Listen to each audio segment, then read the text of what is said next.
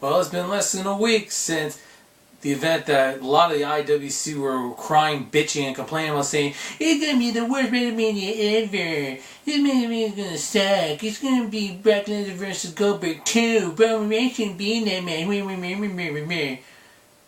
And guess what? It kicked ass! That's right.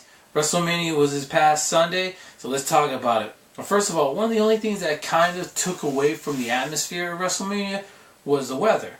Now, because it was held in beautiful, sunny California, Santa Clara to be exact, the sun kind of took away a little bit of the feeling from it, because in some of the matches, the atmosphere, the ambience of it would have looked even a little bit better in the dark.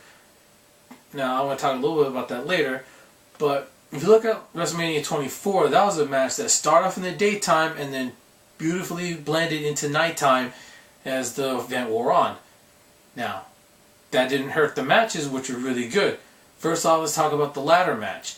Now, a lot of the competitors in the match were given a chance to show what they can do, and it was a good match, very competitive. Of course, somebody had to get put through a ladder, and this time it was Dean Ambrose. And so, am I glad with who won? No, because to me, it felt like they're just throwing the IWC a bone. Like, here, you'll give your internet darling the IC title. Hopefully they'll stop you from complaining. It won't. They will never stop complaining. So, I personally, who would have I liked to have seen walk out with the title? Either have Bad News Barrett retain the title, or give it to Dean Ambrose, because I think he could have been a good champion. As far as pure comedic and entertainment value for me, I think it would be interesting to see R-Truth win it, but that's neither here nor there. Now, let's talk about the Divas match, which was a lot better than people thought it would be. I would have liked to have seen a Fatal 4-Way match, but, it was what it was, and it was a good match. I would have liked to have seen that, because I would like to have seen the title defended. Because you had all these other matches, there's titles defended, and I would like to have seen the Divas title defended as well. Unfortunately, the tag title was defended on the pre-show, but still, it was defended at least. The tag match with the Divas was a good match, and it showed some good ring psychology with the Bellas trying to keep AJ out of the match. And in the end, she came in, did her thing, and ended up winning the match for her team. And that's her last WrestleMania appearance, because as I just read today on WWE.com, she retired. So, congratulations to her on a great career, and good luck. The fans, the actual fans, not just the internet idiots, the fans will miss you. You're always fun. I want to get that one out of the way. So, let's talk about Randy Orton versus Seth Rollins. This match was fun. It was a really good back and forth, and the chemistry that they have is really good, because Orton is a really good wrestler. People don't give him enough credit for that, I think. And Seth Rollins is very athletic. He is the most athletic, probably the best wrestler of the 3 former members of the Shield. That being said, I would like to have seen Seth win this match, but this does set up the rematch at Extreme Rules, which I'll talk about how that came about later. In any of that match, man, it was beautiful to see, and it was nice. A really unexpected finisher. It really gave a meaning to from out of nowhere, which I liked. Now, the next match that happened was actually rather odd for me, because I thought this match was going to show up later in the show. It's Triple H versus Sting. Now, this match had, first of all, great pre-match video. I mean, the showing of the rivalry was just top-notch. All the matches that had good rivalries going into this WrestleMania had a great video package. It was WWE production. Good job with that. Good job. And the entrances, those are things of beauty. They definitely pull out all the stops for WrestleMania season. With Sting coming out the taiko drum, group coming out, almost all of them, I should say, dressed with Sting paint on, and then you see Triple H come out with the Terminator armor on, and all these other, I guess, Terminator cast. Those first the robots and also the people dressed up like soldiers. It was really cool to see. Man, it was fun. The match itself, man, it was. I felt we were going back in time, to be honest, back to the 90s, because it was so cool to see DX and the NWO get involved in this match. I was like, where's Diamond Dallas Page at? Where's HBK at? And then when he showed up, well, yeah, there he is. And I'm glad that they saved Shawn Michaels' appearance for last. And it was a really cool way that they did it. And I didn't even care who won this match towards the end, because it was just such a spectacle that the ending was just an afterthought. Just the sight of all of these people from the Attitude Era and WCW it was a sight to behold, and I was really happy to see it. Now, I know some of the IWC, those ignorant, whiny crybabies, are gonna talk about Triple H burying people, but you know what? It doesn't matter. This match was just to give us like a cathartic. Oh, it was great to see Sting in WrestleMania, and to see all of these people from the 90s and the Attitude Era and NWO. It was fun, and I'm glad to see it. It was a really good match, and of course they follow that with the musical performance to give people a break from that whole spectacle. And then they brought in the Divas match, which I already talked about. Now, another match that had a great video package was John Cena versus Rusev. And this match, I mean, the entrances were great. Rusev had a spectacular entrance. I gotta admit, man, that looked like they brought true Russian soldiers and a tank and all that stuff. And man, it was something else, to be sure. And of course, the IWC has to ruin it, Cena's entrance again. I mean, they had this great pro-America video. The only thing I was kind of about was the invocations of 9/11. No, not feeling it. As an American, I don't like when people use 9/11 to boost anyone up, whether it's a politician, a celebrity, or an athlete. Shouldn't do that to me. I don't like it. But it didn't matter that I didn't see that Cena came out. That means he must suck. Boo! Oh, you freaking morons. It's like, you've just shown that you don't care about America. As long as Cena's the one representing it, you will go full traitor. You'll cheer for ISIS if they're fighting Cena. I mean, I honestly think that they would cheer for ISIS or Al Qaeda if they were fighting against Cena. Ugh.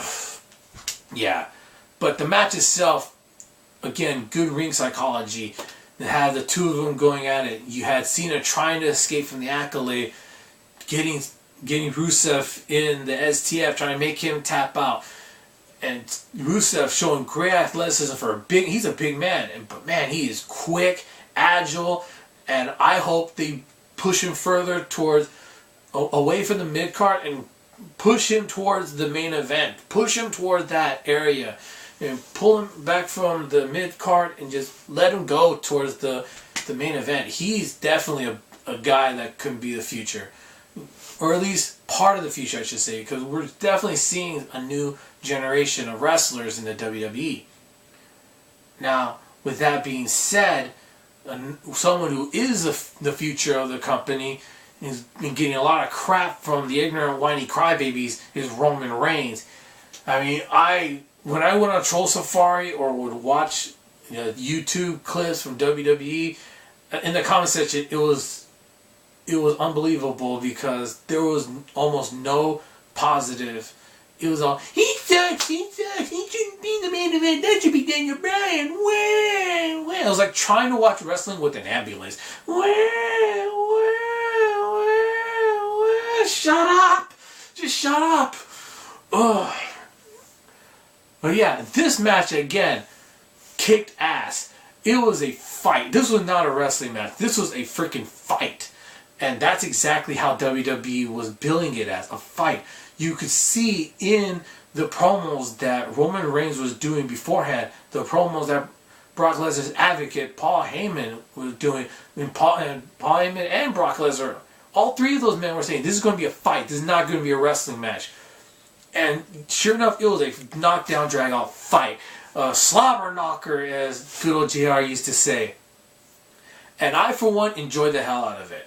I mean, yeah, seeing Roman Reigns get his ass kicked for a while was like, oh man, please don't tell me they're going to do a retake of SummerSlam from last year when Cena got his ass handed to him. But instead, Roman Reigns, he fought back. He was fighting back. And then he did something that hasn't been done since Cena hit Brock Lesnar in the head with a steel chain. He cut him open. Randy's there, boom, right into the steel post, and you see blood coming down. And it looked legit. Not like one of those things where they cut themselves. Yeah, I've heard about it. And when I heard about that, I was like, that's how they do that? That's kind of dumb. Well, not dumb, but just like, can't you just really hit somebody in a way that they would get bleeding? But this one looked like, boy, he really hit him. They're going after each other. He cut Brock open right here at the very beginning of the match, right before Brock Lesnar F5'd him for the first time. And that was the thing, though. They were cementing Roman Reigns as a fighter in this. He kept on coming. He was laughing. I was like, is that all you got? He even said, I'm going to take your best shot and come back for more. And he did. He kept on coming. He got his ass kicked. But then, boom, he pushed him right into the ring post, blooding him up, and then start hammering away with the Superman punches, with the spears. And here comes Seth Rollins, your internet darling, to come and save the match. Well, you know what? He didn't save the match. The match was fine the way it was. And instead, I'll get into that later. And now, instead of having Roman Reigns and Brock Lesnar, you have Seth Rollins coming in and picking the bones, as Roman Reigns said at this past SmackDown. And I know a lot of people, even my brother, said, oh, they wanted to see that happen, but I didn't. And to see him walk out with the title, it was a shocker, but it was not in a good way. Only because I view the WrestleMania main event, the championship match, as focusing on the Royal Rumble winner and his opportunity to either succeed or fail to get the WWE World Heavyweight Championship. And by doing this, you rob him of the opportunity, and you rob the fans of us seeing whether or not he could actually do it. And you kind of cheapen the Royal Rumble win by doing this, in my opinion. But it's just my opinion. Don't take it seriously. I'm just another guy with an opinion. You know, I'm not one of these IWC guys who, if you don't do exactly what I say, I bitch and moan and say everything sucks. But you're a guy who has an opinion on the internet about wrestling. Doesn't that make you IWC? No, moron, it doesn't. Because the IWC are never happy. They don't even like wrestling from what I can see. They just like bitching and complaining. I like wrestling. I like it a lot. I have for the past 25 years. And so I enjoy WrestleMania. I went to this one ready to enjoy the matches. Whereas the IWC went in ready to bitch and complain. And when it kicked ass, they either try to switch it and say, oh, I knew this was going to be a great WrestleMania, or they try and make excuses for why it's overrated. It wasn't that great. Ugh. Yeah, WrestleMania kicked ass, and I'm looking forward to seeing what they're going to do from here. With Seth Rollins now being the WWE World Heavyweight Champion, who's going to get the next match? We've already seen that it's going to be Orton now that's going to get the match at Extreme Rules. I'm wondering what kind of stipulation is going to be put in place, and if Seth Rollins actually retains the title at Extreme Rules, who's next? Now, what do you do with Roman Reigns? He has proven, at least to me, that he belongs. He is main event material. So, do you have him work towards the title and win it like SummerSlam, or do you take this year, give him a mid-card title to work with, and then have him win the Royal Rumble again at Royal Rumble next year? If you have him win it again it's kind of odd, but at least it will be a great way to reestablish, hey, he's earned this again. How many times must he earn his spot before the IWC and the internet bitches admit it? Probably never. But me, I'm looking forward to seeing Roman Reigns rise to the top and begin the Roman Empire. But for now, we got Seth Rollins, and what are we going to do with Seth Rollins from here? I'm willing to watch and enjoy the ride. But this will probably be my last wrestling video for a while, to be honest. It's not that I don't like talking about wrestling. I do. It's just that this was the biggest event of the year for WWE, and so I want to take a break from wrestling videos. I will do other videos that aren't wrestling related, but I probably won't do one until in between Money in the Bank and SummerSlam. That will be when my next wrestling video will be. I know I sidetracked a little bit about the internet bitches, but hey, I had to get that off my chest. It's just, as a guy who's just a fan. That's all I am. So, that's all for now. I hope you liked WrestleMania. Did you like it? Let me know. I know I did. So, until my next video, bye.